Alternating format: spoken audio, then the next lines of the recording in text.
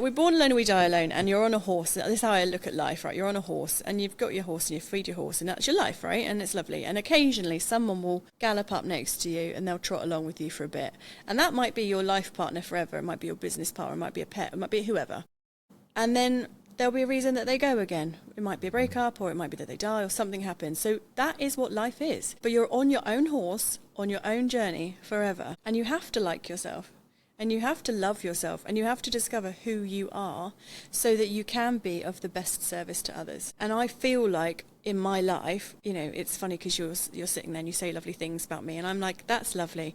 But I've sort of got past the point in my life where I need anybody to think anything of me, because I just do what I'm doing. And sometimes people like that and sometimes people don't. But I'm sort of okay with that. I think at some point you can self-therapy too much. And I think that sometimes you can self-diagnose to a point where it's really not useful anymore to who you actually are. And I think I have been guilty of that. Like, we've all got stuff, right? I've got stuff with my family, whatever, relationships, whatever. And I think that you have to basically just go on your own journey to unpick and figure out the things that are causing stuff to happen in your life.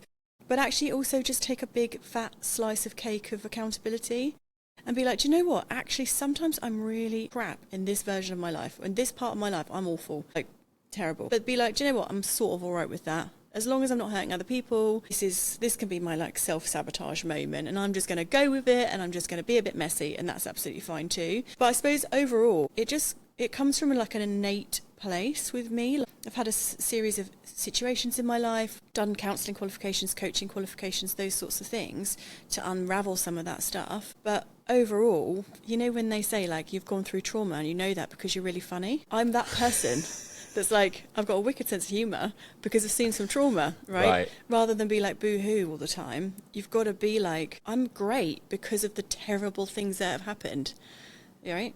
And it's actually okay to say that. It's actually like almost upsetting me how similar we are in many ways. So, but I think that's actually a whole podcast in itself. We both know Darshana, who's an amazing local coach. She came in, and it's should be it should be out by the time people are seeing this. But that was a really interesting podcast. That's a whole theme around wellness and coaching and well-being, but I think it is a separate podcast. So I'm going to kind of bring us back on target a little bit and kind of round out this part one. I'm loving that you're doing this, by the way, that I don't have to do this, that you're just doing it. Well, that's maybe a really good point to mention, that you're usually having to be the host, and you do an amazing job with colleagues getting coffee. And there's been so many moments I've wanted to interject, because you mentioned, is it Meg who was at the council, and you did an amazing episode with her recently. Hitting on some great stuff about the relationship between the private sector and the public sector. So please check that out. Link in the description. I will link to colleagues getting coffee so everyone can see it.